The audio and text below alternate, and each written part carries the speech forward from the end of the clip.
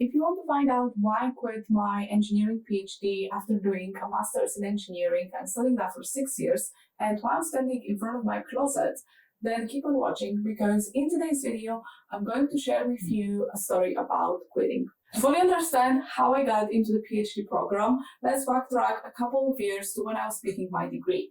I picked civil engineering because I just really liked maths and I wanted to do something a little bit more creative. So I thought that designing really cool structures and cool buildings is going to be the perfect thing for me. That's when I started having this grand vision of graduating with a master's degree at 23 and going into the corporate engineering world, being this really hotshot engineer, traveling the world doing really cool projects. 3 years later, I have been enjoying studying engineering, so I decided, honestly, to just try to get a little bit of experience so I could make my CV look better for job applications. And I'm really grateful that I did because I found an internship with the exact company that I wanted to work with. It was a small company, but they were working on quite large projects, so I was really happy with what I got. The first few weeks were honestly a little bit tough, and I asked people around me, have you ever felt like this? And everyone said, yeah, of course, you're just new, you're just starting out, it's totally normal to feel this way. And I thought to myself, yeah, that's fine, but so far I have worked other office jobs and other jobs in general, and I've never felt like this before because I was really struggling to even motivate myself to get to work. But I decided to give myself time to just learn, and I thought it's gonna pass. It did get better, but I always had this feeling that I'm just missing something because even though we were working on quite large projects, I personally had nothing to do with the clients and the people who were going to use the building. So I couldn't see any sort of impact that my work was making. At the same time, I was looking for some different opportunities, something else I could do besides my engineering job. And I found that there was a position for being a teaching assistant open for one course. I applied for that, I got it, and I was super excited because I would be teaching first and second year students in different topics. I was working my part-time office job and then I would sometimes go after it to teach a class or tutorial. And I loved it. Honestly, I would go from my office job and I would feel like energetically just like very tired, exhausted even after half a day of work. And then I would go into the class, work with students for 1 or 2 hours, and then I would go out of the class just feeling completely different, feeling so much more energized and so much more in tune. So I couldn't help but just compare how different I felt in my engineering office job and teaching engineering students. And slowly but surely I just started thinking, well, maybe I'm actually not meant to work in an office. Maybe going into the corporate world with like the big projects is probably not for me. I knew it wasn't a problem with the company because pretty much any engineering company does work on big, long projects. And I just wanted to be able to work with the people that they're going to use the building, let's say, directly. And I just couldn't see even the impact that I was making. This led to some sort of identity crisis because I felt like my dream was being taken away from me. I felt like I could no longer go into the corporate engineering world, and I had, honestly, not really an idea of what I wanted to do. That's how I found myself at the start of my 5th year, pretty much leaving the company at a mutual agreement. We parted ways, and I just continued being a tutor. I was really struggling thinking about what else I could be doing because I knew that I no longer wanted to go into the corporate, like traditional engineering path. And I just had no idea what I wanted to do. At the same time, pretty much out of nowhere, one of my PhD friends, she said that there was this amazing opportunity to do a PhD and I should definitely apply. So I went to meet with a supervisor and talk a little bit more about the topic. And I found out that it was really interesting. We got along really well, so I decided that I'm going to definitely apply for the PhD. And out of nowhere, I got it. I went from merely the corporate engineer to merely the future academic. And for the first time again, I could see that maybe there was a path for me ahead. I wasn't going to be a hotshot engineer, but I was going to be in academia and I was going to teach students and do some research. That's how I found myself in August with a full scholarship, going to a conference in Hong Kong and enjoying myself. To the outside world, to my friends, my family, it probably seemed like I had the perfect opportunity and something that was really suitable for me because I had been thriving, I loved studying, and I had been thriving in an academic environment. So it just seemed like something that I was meant to do. When my actual PhD started, I felt like I was reading in Chinese, and I have to be honest. I just couldn't understand half of the things I was reading, and I was really, really struggling to retain information. I thought that at the beginning, again, it's because I'm not familiar with the topic and it's gonna pass. But in the past, every single time when I was struggling with something, I was able to just, push myself just a little bit harder and do some more work to just make it happen. So for the first time in my life, I was finding myself super demotivated to even go and read anything further. I just started realizing that I picked a topic that sounded really fun and cool, but I didn't really have that much of an interest in it. And that felt really scary. So when the opportunity to again be a teaching assistant and a lab demonstrator rose up, I decided to fully take it. I was able to do my research and I was also able to teach students at the same time. Every week I would go and I would teach a lab for a different group of students. And I have to say, I absolutely sucked. At the beginning I was so bad, but slowly I improved and I was really, really enjoying just the contact with the students, the feedback, working with different groups, adjusting my teaching style, and just generally I was giving 100% of myself for the teaching job. And even after a 3-hour lab, I would just go out and feel so energized. I loved it. I was so inspired. I had so many ideas of what I could do better next time. And overall, I was just enjoying what I was doing. On the other hand, I would then go back to my office and I would instantly feel my energy go from here just all the way down to kind of my usual level of slightly unhappy. Because I was really unhappy with feeling this on and off all the time, I decided that I need to take a bit of a harder look at myself. And I started noticing actually 3 kind of worrying signs. The first sign was the fact that I was shopping and I was shopping a lot. So you can see behind my closet, I still have a very, very full closet, but at that point, I was pretty much going out and shopping every single day. I'll buy things like clothes and makeup, stationery, books, just anything to pick me up because I was just feeling really unhappy. And even though I had been shopping before, it was never to that extent. I now had a higher salary, but that actually didn't allow me to save more because I was just spending pretty much everything I was earning on things that I didn't need. The second warning sign came in December when I had my quarterly review. I was supposed to present to my supervisors the work that I've done so far, and I just found myself so demotivated. I just couldn't make myself do any work. And for the first time in my life, I struggled so much to even put together a presentation and motivate myself to read and prepare.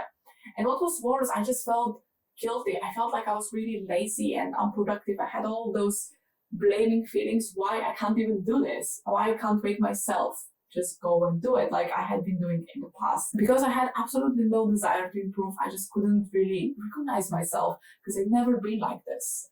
And what was worse, I was also avoiding and just ignoring questions from my family and friends asking about the PhD. I was just saying things like, oh, it's okay, it's going fine, blah, blah, blah, blah. I wasn't actually being honest about how I felt. Third and probably most worrying sign was the fact that once again, I was finding myself crying quite often. My boyfriend would find me in the evenings, crying in bed, just asking myself, is that where my life is going? Like, is there all there is to life? Like, just, this can't be it. And I knew that something had to change because I was just so exhausted from shopping all the time, having no money, avoiding questions about my PhD, feeling unmotivated, and what's the worst, crying all the time. So at the end of December, I made the really difficult decision for myself that I just need to stop shopping. And I decided that from the 1st of January 2019, I'm just not going to buy anything that I didn't need. I was not allowed to buy any clothes, any makeup, any stationery, just all of that stuff that I was distracting myself with. Now, it was definitely not the first time I had tried to quit shopping, but I never lasted more than a couple of weeks. I knew that I have to do this because I just couldn't live like that anymore. What was really, really interesting was that I suddenly found myself with so much free time. It's insane. I never realized how much time I was actually spending on shopping besides the money, but I suddenly found myself with 8 to 10 hours every single week that I could no longer go out and numb how I was feeling. Having all of that free time just made me realize how miserable I was feeling. and that I needed to change. I looked around at my colleagues and I saw that pretty much all of them had so much passion and interest in what they were doing. They were talking about it all the time. And I just felt really lonely and out of place because I didn't feel like that about my topic. Even though there was nothing wrong with the topic or my supervisor, I still felt really detached from it. And I know that talking about passion and doing something because of passion is kind of not allowed as a millennial, but honestly, when you decide to do a PhD, it's a huge commitment. It's basically deciding to do something for 4 years of your life. And if you're not at least passionate in the first year, it's going to be so much harder to keep on. And I found myself struggling to be passionate and interested, even from the first year. So I knew that it's not going to get much better because it was only going to get harder. I could really clearly see my life for the next 40 years, and instead of feeling excited, I just felt really exhausted even from the idea of doing that for another 30 or 40 years. For the first time, I just realized that a career in engineering, even though it seemed really prestigious and glamorous and all of that, wasn't actually aligned with what I actually wanted to be and what I wanted to do. Before I even thought about quitting, I tried to make different changes. I changed my office. I also tried to include different things in my topic to make it a bit more suitable. And I also tried to make friends with some of my colleagues because I was feeling really, really lonely. Even though all of those things made some improvements, I still continue to feel really lonely and like I really lost my path. And for the first time in my life, I started realizing that outside of academia and my achievements, I just had no idea who I really was. Because I had spent my life being defined by my awards and medals and achievements. And I never really got to asking myself what it is that I actually want to do. How do I want to feel and what do I want to do? And for the first time in my life, I just felt like a really big failure. And I couldn't stand feeling like this. Now that I knew that working in engineering as an academic and as a corporate engineer wasn't really for me, I had to figure out what else I could be doing with my life because truly, I just didn't really have a very clear idea.